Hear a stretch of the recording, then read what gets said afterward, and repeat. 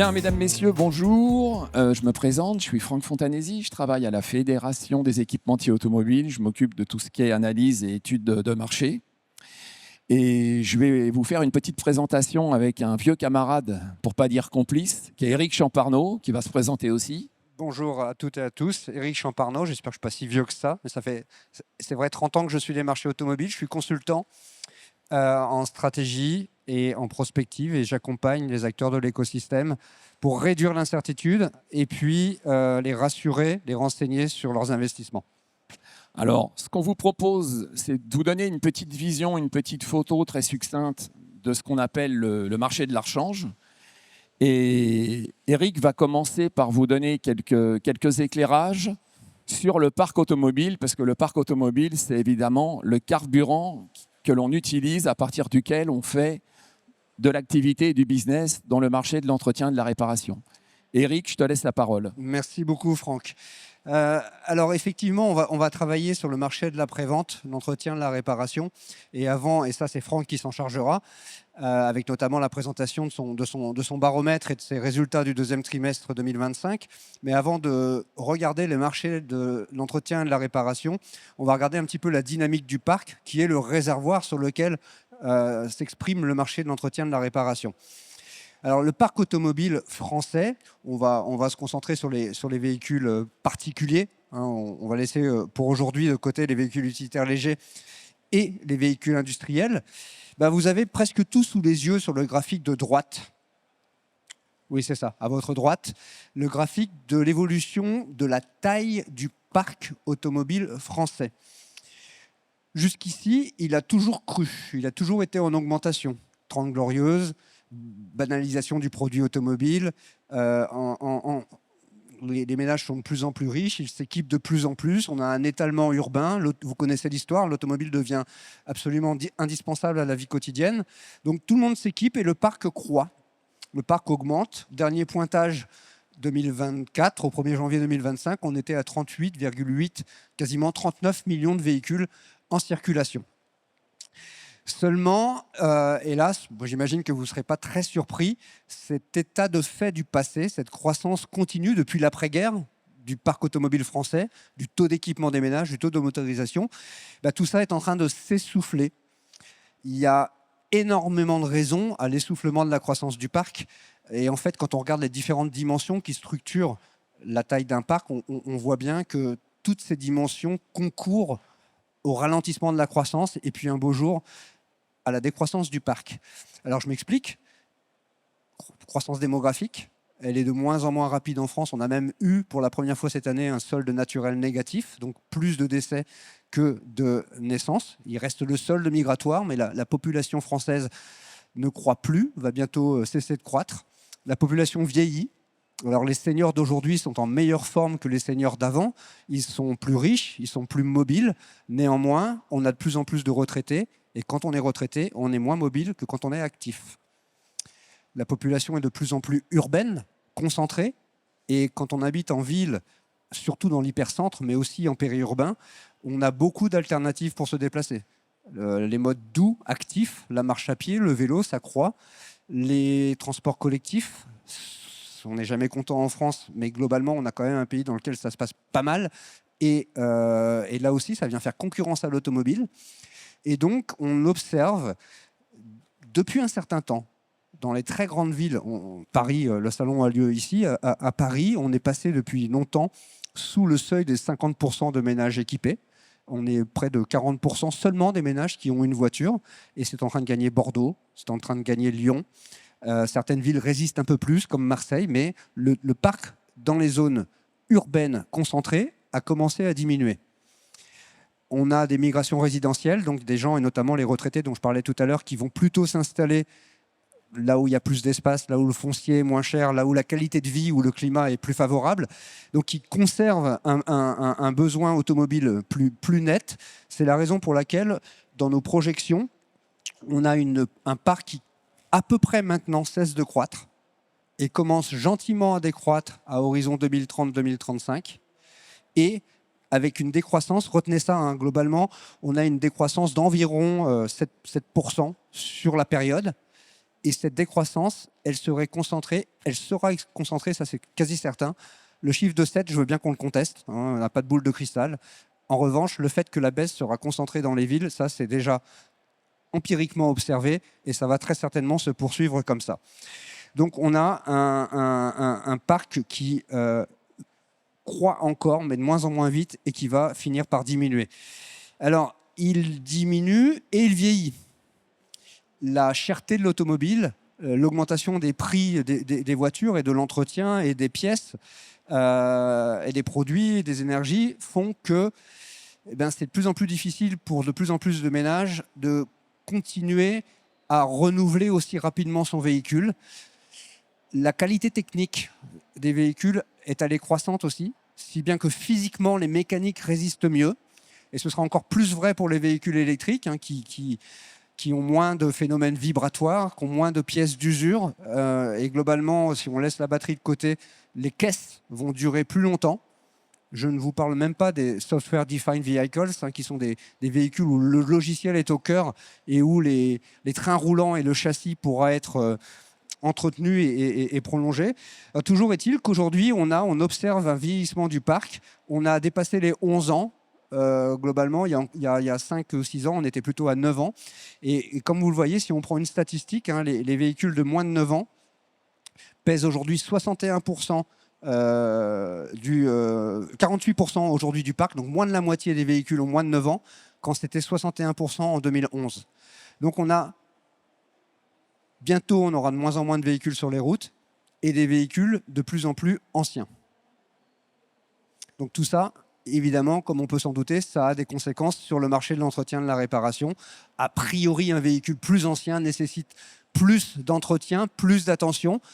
Donc, il n'y a pas que des mauvaises nouvelles. Ça peut, pour ceux qui sont des professionnels de l'entretien et de la réparation, être quelque chose de plutôt rassurant.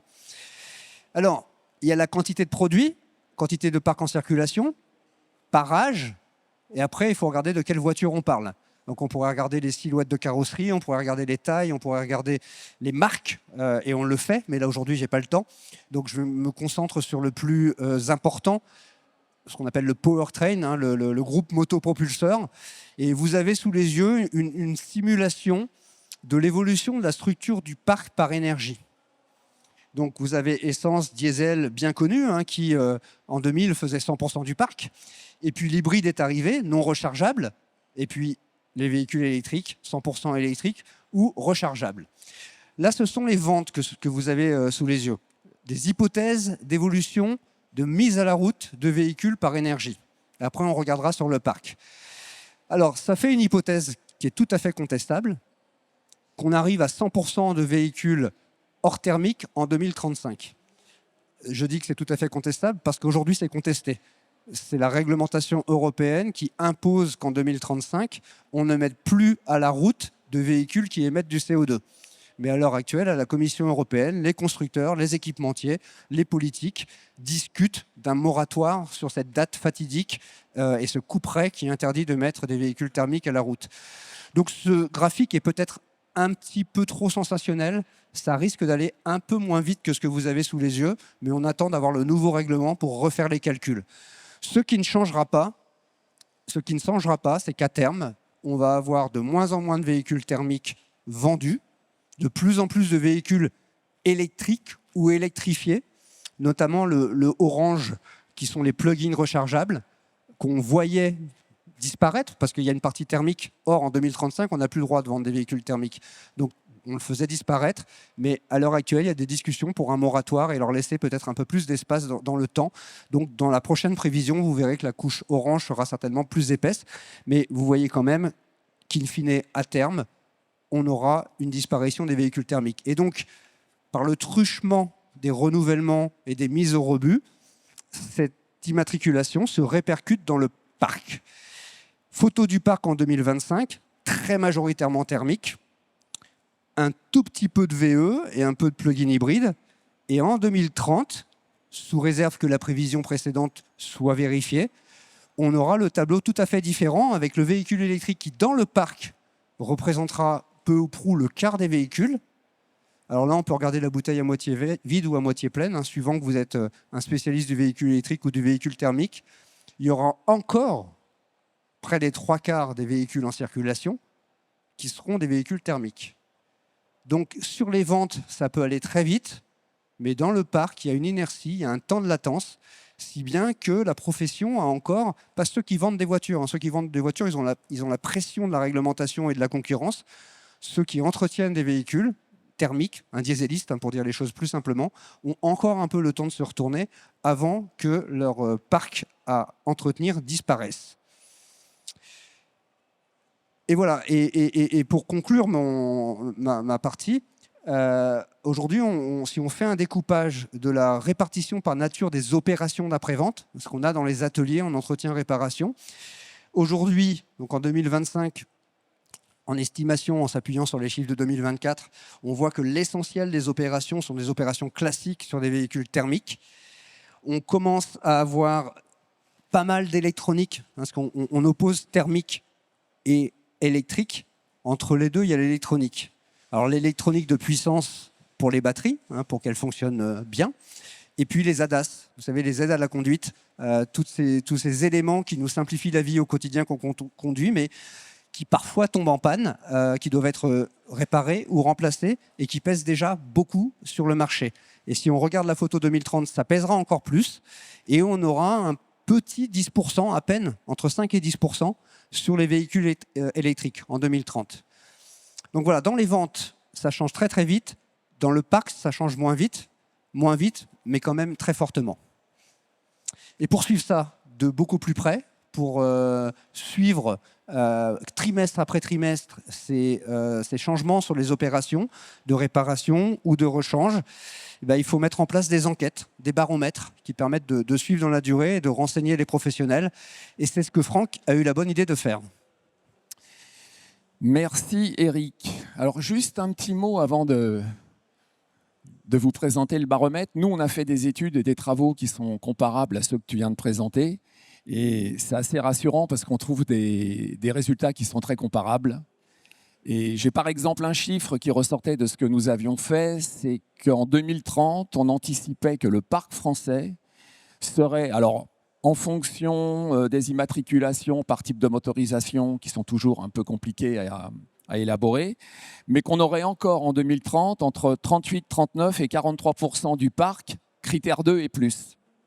Hein, ça, c'est un point et c'est un chiffre qui replace, je dirais, le débat dans le monde réel de ce qu'est le parc automobile. Alors, là, on a une photo que tu as faite, très précise, du parc auto. Évidemment, la question qu'on a quand on parle du parc, et que chez les équipementiers, mais pas que, puisqu'en fait, on a travaillé avec la FEDA, qui est la Fédération des distributeurs de l'automobile. Nous nous sommes associés pour répondre à la question qui vient immédiatement après, quand on travaille sur le parc, c'est de dire, une fois qu'on a ce parc, quel est le niveau de l'activité pour ce qui est de la rechange et de l'entretien sur une année par rapport au parc existant? Le niveau d'activité, c'est tout simplement la recherche des ventes qui sont faites par les différents acteurs qui travaillent sur le marché de la rechange en France. Alors nous, ce qu'on a fait, on a eu un parti pris méthodologique, mais qui est en fait obligatoire parce qu'il est très difficile d'aborder la totalité du marché. On a travaillé sur les particuliers, c'est-à-dire sur les personnes qui sont possesseurs du véhicule, titulaires de la carte grise et surtout qui assurent les dépenses d'entretien-réparation. Alors ça exclut évidemment tous les véhicules de fonction, les véhicules de société, les véhicules qui reviennent pour garantie, puisque quand vous ramenez un véhicule, on vous répare le véhicule durant la garantie, mais vous n'avez jamais aucune idée de ce qu'on a exactement changé et surtout du prix.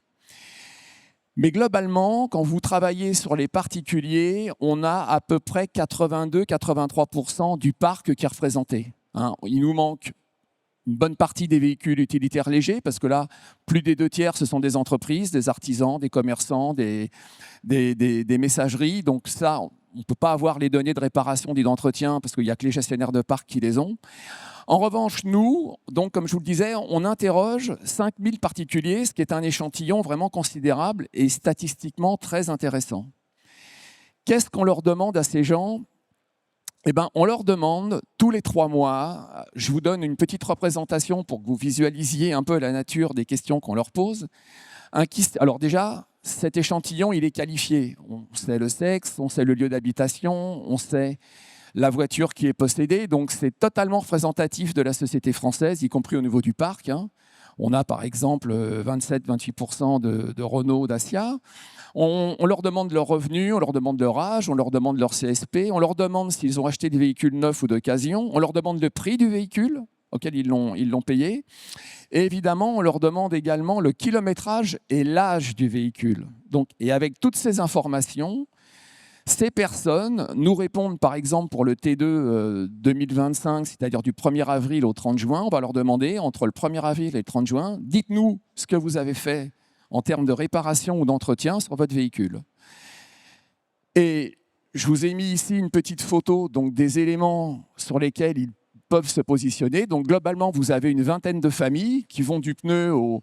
Alors, vous avez les grandes familles, et puis à gauche et à droite, vous avez le découpage par produit. Vous avez, comme je vous le disais, une vingtaine de familles. Donc, il y a à peu près tous les produits qu'on a en rechange, en réparation et en entretien. Ce sont plutôt, alors là, de la mécanique. On ne fait pas de la carrosserie. Et vous voyez qu'on descend de manière assez fine. On ne peut pas descendre au boulon parce que ça serait un questionnaire trop compliqué et puis auquel les répondants auraient beaucoup de mal à répondre si on est trop technique et si on descend trop profondément. Mais globalement, vous avez tous les grands produits qui composent le marché de la rechange. On va leur demander de nous dire chez qui ils ont fait la réparation et de nous saisir le chiffre du montant donc, de la réparation par rapport à la pièce qui a été changée et donc de renseigner le prix en pièces et main-d'œuvre. Alors là aussi, on les guide. Vous voyez que pour ce qui est des réseaux, on part du réseau constructeur avec le R1, R2, c'est-à-dire les concessionnaires et les agents. Et puis ensuite, on leur fait une liste de réseaux qui composent aujourd'hui le marché français, avec des exemples pour pas qu'ils se trompent lorsqu'ils remplissent les cases, qui vont des garages réparateurs sous enseigne indépendants. Vous avez une liste exhaustive, enfin pas complètement exhaustive, mais qui quand même reprend pratiquement la totalité des réseaux. Évidemment, les centres auto, les rayons grande surface, les réseaux multimarques que sont Eurorépar, Motrio, Motorcraft, uniquement ces trois réseaux. La distribution Internet, quand vous achetez des pièces sur Internet, les réseaux de carrosserie. Alors là, je vous l'ai dit, on ne va pas leur demander les réparations qu'ils auraient faites en carrosserie, qui seraient prises ou pas par leur assureur. Ce n'est pas notre propos. Ce sont uniquement les réparations, l'entretien mécanique. Vous allez voir qu'il y en a, pas beaucoup, mais il y en a un peu. Les pneumaticiens, qui sont une catégorie très intéressante, et même les réseaux pare-brise. Donc là, vous avez absolument tous les réseaux qui composent le marché de la rechange en France. Si vous faites réparer votre véhicule, vous irez forcément dans un de ces réseaux. Il n'y a pas de possibilité d'y échapper. Quand on regarde, alors je vous donne un tout petit aperçu évidemment des résultats. Je vais vous donner quelque chose de très global. Sinon, on pourrait y passer 1 heure pour analyser les résultats en détail. Mais je vous donne un résultat global que je trouve effectivement très intéressant et qu'on donne tous les 3 mois. C'est la photo de la part de marché, notamment des grands réseaux dont je viens de vous parler. Alors, c'est une enquête que nous faisions dans les années précédentes de manière annuelle. Et face à l'intérêt des équipementiers pour avoir ces informations, comme je vous le disais, on a décidé de la faire aujourd'hui tous les 3 mois. Je vous donne un résultat global. Si je pars de 2019, regardez, vous aviez en fait, donc c'est la répartition du chiffre d'affaires, pièces et main-d'œuvre, chez les particuliers. Donc là aussi, on n'a pas tout le marché, je vous le redis, on a à peu près 83-84% du marché. Mais chez les particuliers, on avait une part de marché de 38% dans les réseaux constructeurs, de 33% chez les MRA, plus les réseaux multimarques, 17 pour les centres auto, 2 les pneumaticiens, etc. Vous voyez les chiffres comme moi. Quand on a fait l'interrogation en 2024, vous voyez que quand on fait là c'est sur toute l'année 24, quand on fait la photo, on voit très nettement que ce qui a beaucoup changé entre l'avant-Covid et l'après-Covid, c'est évidemment la part de marché des réseaux constructeurs qui a considérablement chuté puisqu'elle a perdu à peu près 6 points. Alors, il y a beaucoup d'éléments qui expliquent ça. Le principal, joyeux anniversaire, effectivement. Le principal, c'est que lorsque vous êtes dans une année comme celle de 2019, le marché du neuf était très haut. En étant très haut, aujourd'hui, il faut savoir que sur les 5 années qui ont suivi, on a perdu en moyenne 20% par rapport au marché français du véhicule neuf. Ça veut dire que sur 5 ans, on a perdu 1,5 million de voitures. Bon, donc ça explique le fait que le parc vieillisse, parce que le parc, il est toujours resté en nombre jusqu'à aujourd'hui le même, mais comme il y a moins d'entrées, on maintient les voitures le plus longtemps possible dans le parc, donc il vieillit. Quand vous êtes dans une bonne année, comme c'est le cas là en 2019, vous avez beaucoup de véhicules neufs, il y a une tendance à faire entretenir sa voiture chez le concessionnaire pour la garantie, pour plein de raisons.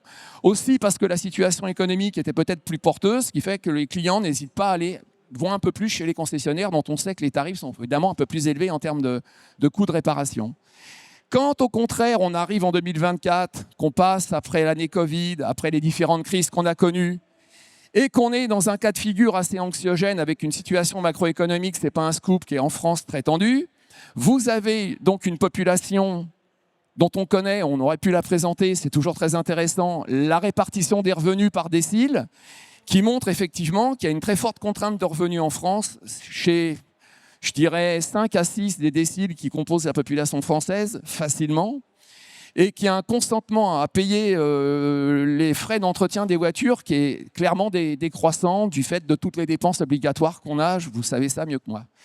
Donc en fait, vous êtes en 2024, évidemment, le parc a vieilli, la situation du marché du neuf est moins bonne, les projections économiques sont un peu angoissantes, il y a une contrainte de coût, et qu'est-ce qu'on voit? Que la part de marché de la réparation faite chez les réseaux constructeurs a baissé sensiblement. Vous avez une légère augmentation chez les MRA et les réseaux multimarques, les centres auto également, c'est surtout les pneumaticiens qui gagnent, avec également les autres réseaux, ceux dont je vous ai parlé avant, qui sont des réseaux minoritaires certes, mais qui en fait aujourd'hui cherchent à étendre leur activité aux dépens des principaux réseaux que vous connaissez. Donc aujourd'hui, on a fait une interrogation sur le premier trimestre 2025. Je vous ai mis celle du deuxième trimestre 2022 et dans 3 semaines, on sortira celle du troisième trimestre. À titre indicatif, je vous montre celle du second trimestre. On a une situation, vous voyez, la rechange constructeur a repris un peu de poil de la bête en termes de pourcentage, puisqu'on était à 31,8 en 24, on est à 32,1, et globalement, ensuite, on est quelque chose qui est assez proche par rapport à ce qu'on a connu l'an dernier, avec des variations qui sont très minimes chez les principaux concurrents, que sont les MRA, réseaux multimarques et les centres auto, où on se tire toujours, on est toujours très proches les uns des autres. Alors ces éléments-là, ils nous permettent, entre parenthèses, ces résultats-là, j'aurais pu vous les donner par famille et par produit.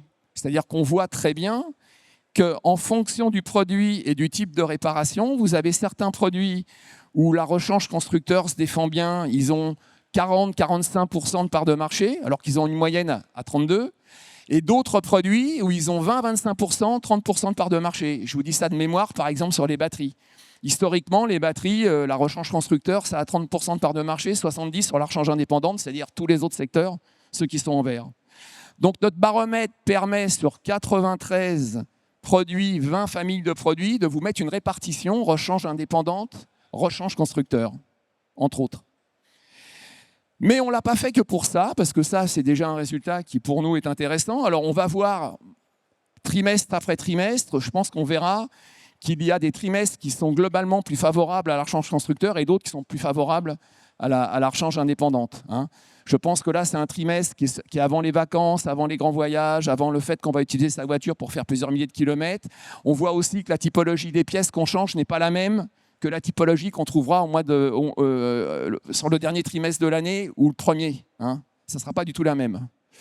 Bon, et alors, nous, l'élément en fait, qui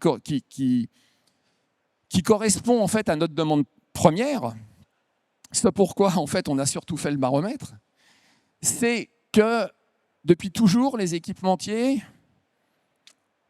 et les distributeurs se posent toujours la même lancinante question, c'est où en est le marché? Est-ce qu'il est positif? Est-ce qu'il est négatif, déjà au global? Quels sont les réseaux qui performent ou pas? Et quels sont les produits qui fonctionnent ou pas? Alors, je vous donne une seule slide, parce que là aussi, j'aurais pu en présenter 30, mais je vous donne celle qui correspond à la vision globale, donc de l'activité, pièces et main-d'œuvre, par grand réseau. Je ne vais pas vous donner les pièces ni le croisement des deux, on va rester là-dessus. Qu'est-ce qu'on a? Eh bien, on a, quand on traite nos données, le constat suivant, c'est qu'entre le premier trimestre 2025 et le deuxième trimestre 2025, on a une augmentation de l'activité, donc ce sont des euros en pièces et main-d'œuvre totale du marché sur toutes les familles, tous les produits, de 2,3%. À titre d'indicatif,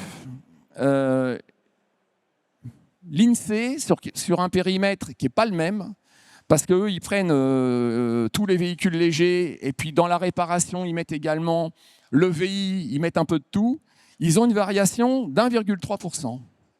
Ce qui, moi, me fait dire que, donc, même sur un périmètre différent, le fait que du côté des particuliers, on soit un peu mieux que la variation globale en France sur un trimestre qui est favorable aux particuliers, parce que c'est celui d'avant des grandes transhumances et des départs en vacances, me conforte dans l'idée qu'on est tout à fait dans les clous en termes de présentation des résultats.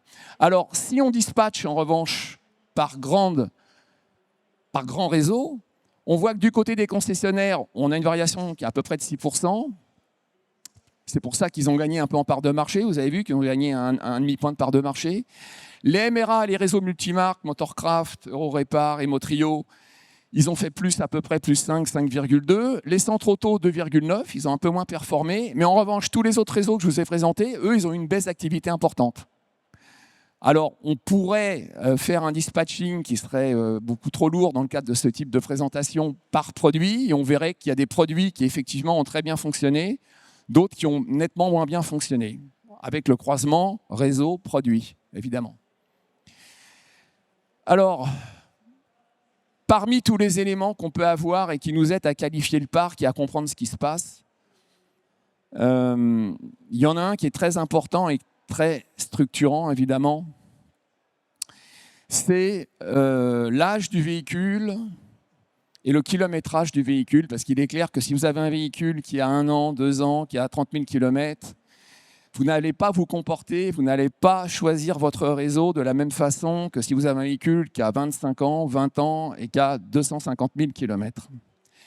Donc nous, ce qu'on voit aujourd'hui, pour rester très global, c'est que vous voyez, et ça conforte l'idée qu'on avait d'ailleurs du marché, c'est que globalement, chez les concessionnaires, quand on prend la photo, on a un âge moyen de la voiture qui est à peu près de 7 ans et demi pour les clients qui vont qui amènent leur véhicule chez le concessionnaire ou chez les agents.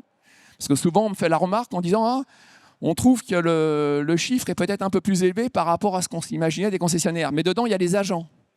Alors, demain, on fera peut-être la séparation agents-concessionnaires. Je pense qu'effectivement, chez les concessionnaires, on est plus près, peut-être des 6 ans, mais chez les agents, on prend absolument beaucoup plus de voitures, c'est plus large, donc la moyenne des deux fait qu'on est à 7,5. Dans les réseaux multimarques, on est à 10,3 ans, 10,3 chez les pneumaticiens, 10,4 chez les centres auto. Chez les MRA, ça augmente, on est à 11,7. Là, on est à peu près à la moyenne du parc. Et puis, dans les achats Internet, on a un boom. Là, on est sur des clients qui ont en moyenne à peu près des voitures, dans les voitures, à peu près 13,5 ans. Si vous prenez le kilométrage moyen de la voiture qui rentre dans la concession, chez le pneumaticien ou dans le point de réparation, là aussi, il y a une césure qui est très forte. Clairement, chez les R1 R2, on est en dessous de 100 000 km. Là, vous voyez, c'est 88 000. Et clairement, dans la rechange indépendante, on est largement au-dessus de 100 000 km. Voire même, on est autour de 147 et 150 000 km. Alors, vous voyez, 147 pour les réseaux multimarques et les MRA. Pneumaticiens, 125 000, 122 000 les centres auto. Et ce qui est très intéressant, c'est que les achats sur Internet, c'est marqué par des possesseurs de voitures qui sont les plus âgés et qui ont le plus de kilomètres. Et quand on demande, parce que nos répondants répondent pour chaque voiture du foyer, c'est-à-dire qu'on leur demande, vous avez 1, 2 ou 3 voitures, et dites-nous les réparations que vous avez faites sur la première voiture, la deuxième, la troisième ou plus. On voit, vous voyez que chez les clients des concessions et des agents, il y en a un tiers qui a une seule voiture, la moitié en ont 2, et que 16% en ont 3 et plus. Et puis, c'est quelque chose qui est assez proche dans tous les réseaux. C'est-à-dire qu'en gros, un peu partout, vous avez 50% des clients, y compris les achats indépendants, qui ont 2 voitures globalement. C'est un phénomène très diffus. Sauf, et c'est très intéressant, chez les acheteurs de pièces sur Internet, où là, vous voyez que le kilométrage est le plus élevé, l'âge des véhicules le plus élevé, et ce sont ceux qui, en moyenne, ont le plus 3 véhicules. Alors, et quand je vous mets le kilométrage, c'est la moyenne des 3 véhicules. Ça veut dire qu'ils ont 3 véhicules avec beaucoup de kilomètres et très âgés. Très clairement, l'achat sur Internet, il apparaît vraiment comme un achat très contraint, de personnes qui ont beaucoup de voitures dans un foyer, qui sont obligées de beaucoup rouler, qui ne peuvent pas ne pas utiliser leur véhicule et qui, de ce fait, sont à la recherche d'une stratégie la plus efficiente possible et, pour tout dire, la moins onéreuse pour réparer et entretenir leur véhicule. Alors, dernier élément, ensuite, si vous avez des questions, Eric et moi, on essaiera évidemment d'y répondre dans la mesure de nos moyens. Dernier élément, juste pour vous montrer le type de traitement qu'on peut faire avec ça, mais on peut en faire évidemment des dizaines, et c'est ce qu'on fait d'ailleurs, parce qu'on fournit ces éléments à nos adhérents. C'est juste, je vous montre un petit exemple de l'intérêt de ce type de travaux sur les données qualitatives, c'est que quand on demande à nos répondants, donc je vous ai dit 5 000 tous les 3 mois, ça veut dire qu'il y a à peu près 7 500, 8 000 voitures à chaque mois. Hein. Donc on a vraiment une base qui est vraiment solide. On demande la CSP de la personne, alors c'est du déclaratif, hein, évidemment, on va pas vérifier que la personne, mais globalement, ça cadre assez bien avec la répartition de la population française. Vous avez des agriculteurs exploitants, des artisans commerçants et chefs d'entreprise, des cadres et professions supérieures intellectuelles supérieures, des employés, des ouvriers, professions intermédiaires, c'est un peu large, ça, c'est un peu fourre-tout, des retraités et des sans-activité. L'échantillon, il est très fort, on a beaucoup de répondants du côté des artisans, des cadres, des employés, des ouvriers et surtout des professions intermédiaires. Beaucoup moins chez les agriculteurs, je vous le dis parce que c'est des données qui sont à prendre avec des pincettes. Mais globalement, quand on regarde le comportement, par exemple, si vous prenez en haut à gauche, en rose, les cadres et professions intellectuelles supérieures. 1, 2, 3, ça veut dire quoi? Ça veut dire qu'on regarde ceux qui ont une voiture, ceux qui ont 2 voitures dans le foyer et ceux qui ont 3 voitures. Et quand on les positionne, donc c'est une moyenne par rapport au kilométrage moyen donc de ces 3 voitures, qui est autour de, je vous l'ai donné avant, de 120 000 km, sachant que ceux qui en ont une seule, ils font un peu moins de kilomètres, ceux qui en ont 2, ils sont à peu près à 110 000, et ceux qui en ont 3 et plus, ils sont à peu près à 115. Et qu'on regarde les revenus, on leur met des strates de revenus qu'ils nous déclarent, entre guillemets, de leur foyer, ben on s'aperçoit que, vous voyez, effectivement, ce sont ceux qui ont les revenus les plus élevés dans le foyer. C'est ceux dont les voitures ont globalement le moins de kilomètres en moyenne, donc c'est assez cohérent. Et ce sont ceux, vous voyez, qui ont, alors en moyenne, quand vous passez de 1 à 2 voitures, vous pouvez faire la moyenne, c'est les ouvriers qui ont une voiture, revenus d'à peu près 30 000, revenus d'à peu près 38 pour ceux qui ont 2 voitures, etc. Les employés 1, les employés 2, 3. En moyenne, quand vous passez d'1 à 2 voitures, vous augmentez vos revenus de 30%, en moyenne, sur l'ensemble des typologies de CSP. La moyenne est de 30%, c'est un élément. Alors évidemment, dans certains groupes, c'est 15%, d'autres, c'est 32%, mais en moyenne, vous êtes à 30%. Et quand vous passez de 2 à 3 voitures, pour une même catégorie, en règle générale, vous augmentez là vos revenus que de 5% à nouveau. Donc là, c'est beaucoup moins. On passe à 3 voitures, l'augmentation des revenus, ça prouve que le foyer a un peu plus de revenus, mais globalement très peu. Donc là, on comprend bien que c'est un achat obligatoire, il n'y a pas beaucoup d'augmentation de revenus. Pourquoi est-ce qu'on prend une 3e voiture? Parce qu'on en a besoin, qu'on est obligé. On a 30% plus de revenus, on prend une 2e voiture, peut-être que c'est du confort, c'est du besoin, c'est plus pratique, on peut le faire. Mais la 3e, elle est clairement, c'est vraiment la voiture dont peut-être on peut penser que si on pouvait l'éviter, on l'éviterait. Voilà. Et alors, si vous prenez donc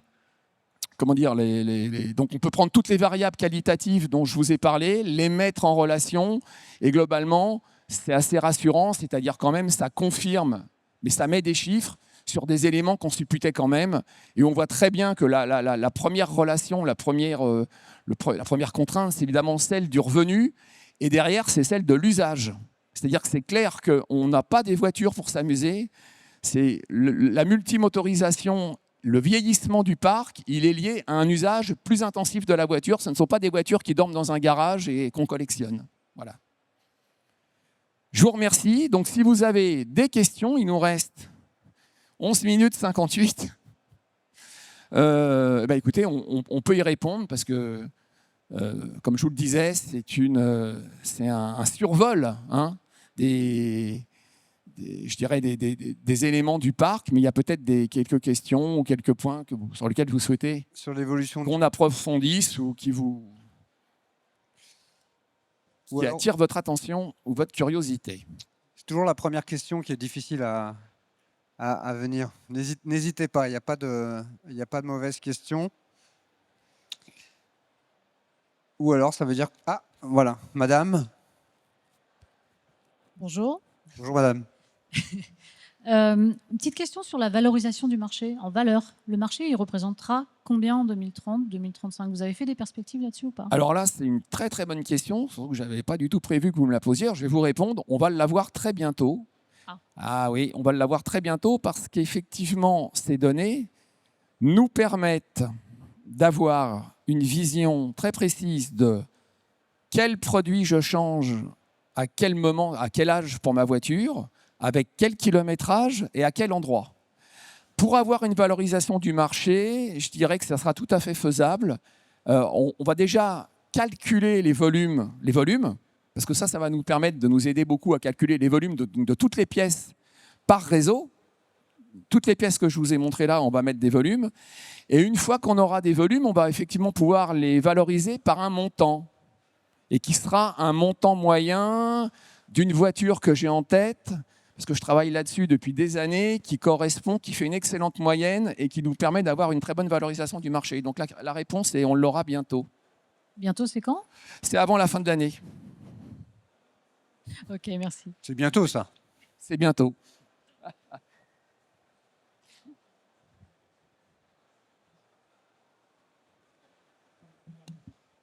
Alors, il n'y a pas de question, il y a peut-être un élément dont on peut parler, parce que c'est une question qui revient souvent, et que vous avez vu que dans les produits que j'ai présentés, là, on a rajouté toute une série de produits qui sont ceux donc de rechange, réparation-rechange, qui figurent maintenant sur les produits, sur les véhicules électriques. Et chose qui me rassure énormément, c'est que dans les interrogations que nous avons faites, j'ai très très peu de résultats là-dessus, il n'y a pratiquement pas de business. Donc c'est très rassurant, parce que c'est la réalité. Ce sont des véhicules neufs qui ont le marché français, c'est quoi, 200-250 000 voitures aujourd'hui, mais c'était 180 hier. Donc on a un parc 1 million, 1,2 million de véhicules 100% électriques. Vous voyez, c'est ces choses-là. Refroidissement, batterie, gestion thermique, batterie de traction, moteur électrique, équipement pour moteur électrique, onduleur, convertisseur, chargeur, etc. Je t'interromps une seconde. Il n'y en avait tellement pas de données que pour comprendre, il fallait aller en Norvège, qui a une petite dizaine d'années d'avance sur nous, et aller voir les réparateurs en Norvège pour leur demander qu'est-ce qui se passe sur les véhicules électriques au bout de 5 ans. Maintenant, on aura les stats françaises. Alors, ça arrive tout doucement, ce qui est rassurant, ce qui est normal. Et là, je ne vous cacherai pas que c'est une énorme source d'interrogation pour nous. Parce que, alors, tu parles de la Norvège, bon, mais nous, on n'a pas de vision encore sur un parc très large de ce que ça va donner en termes de fiabilité de ces nouveaux produits, de ces nouvelles fonctions, de ces nouveaux modules. Ce qu'on sait, c'est que le jour où il va y avoir un problème, enfin ce qu'on sait aujourd'hui, ça aussi, ça peut changer. Mais quand on touche à ces éléments-là, c'est assez onéreux. C'est onéreux. Et ça demande encore une spécificité technique que peut-être tous les réseaux n'ont pas aujourd'hui, sur lesquels on avance en marchant, on apprend en marchant. Ouais. En fait, donc la grande question, excuse-moi Eric, c'est qu'en fait, c'est vrai que vous allez voir que sur les produits traditionnels, suite à ce qu'a dit Eric, il est évident que toutes les pièces traditionnelles de la rechange, qui sont les embrayages, les disques, tous ceux que vous avez vus, qui sont ceux des véhicules thermiques, ils vont aller forcément déclinant sur un marché, sur un parc qui sera composé de plus en plus de véhicules électriques. Alors, c'est évident que le chiffre d'affaires sur ces produits-là, il sera orienté à la baisse. La question qu'on se pose et sur laquelle j'espère qu'on aura des réponses, c'est est-ce que les nouveaux véhicules qui sont des véhicules électriques pourront compenser la baisse d'activité que l'on va avoir de manière certaine sur les véhicules thermiques? Ça, c'est la question. C'est la grande question. Il y a encore 5-6 ans, il y avait une espèce de consensus selon lequel un véhicule électrique, ça tombait pas en panne. Encore une fois, il n'y a pas d'explosion, il n'y a pas de moteur à explosion, il n'y a pas de vibration, il n'y a pas de consommable, il y a presque plus d'huile, il n'y a pas de plaquettes de frein. Donc tout le monde était allé très simplement dire bon, on va avoir une perte de 40-50% d'activité quand le parc sera 100% électrique.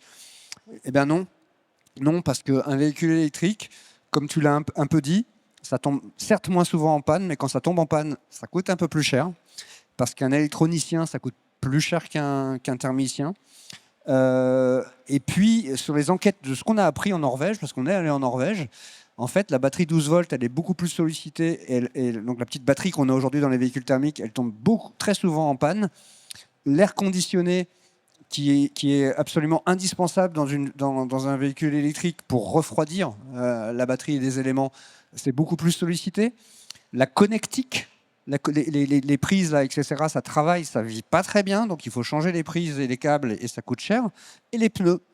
Et les pneus, puisque les véhicules sont plus lourds, on a 100% du couple dès le début du démarrage, ça bouffe de la gomme.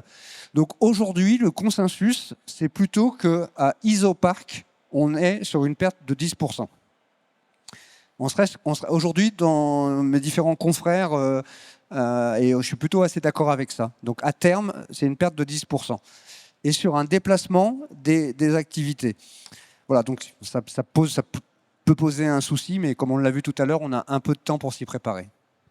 Ça fait un beau parachute quand même par rapport à ce qu'on avait imaginé au départ. Ah bah ouais, c'est Hein, un peu moins angoissant. Non, en fait, je pense que ce qui angoisse aujourd'hui les acteurs que tu as présentés, c'est la transformation, c'est la RH. Globalement, il y a beaucoup de métiers en tension. Je vois des jeunes gens à ma droite, là. Si vous allez sur le traitement, la réparation, l'entretien de tout ce qui est électrique et électronique, vous n'aurez pas de souci, il y aura du boulot. Parce que c'est difficile quand on a, on va dire à peu près mon âge, qu'on a réparé des diesels pendant 25 ans, de se former à devenir électronicien. Vous, nos limites. Alors, la dernière question qui vient aussi suite à ce que tu viens de dire, qui est celle sur laquelle on aura, j'espère, des réponses, c'est qu'en plus des éléments que tu viens de mentionner, la question qu'on se pose, c'est est-ce que ces nouveaux produits, ils vont aussi modifier la part de marché des différents réseaux?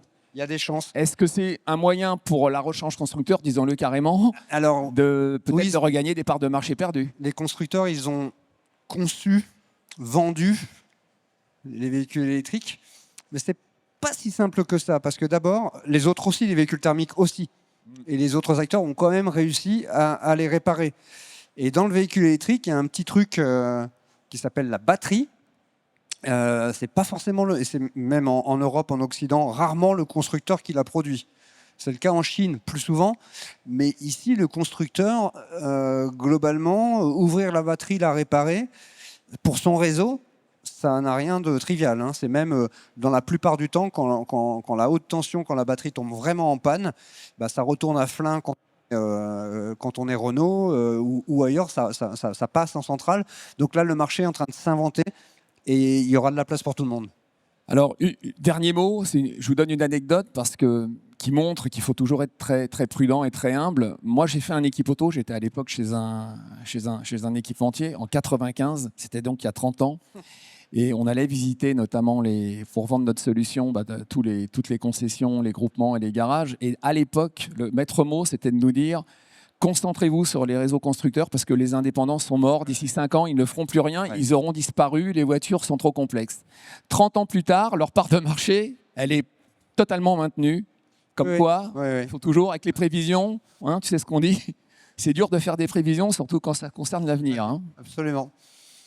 Voilà, bah, écoutez, on a terminé avec 2 minutes d'avance. Si vous avez encore une question, on y répond volontiers. Sinon, je vous remercie énormément pour votre attention. Merci, bon salon. Au revoir. Bon salon.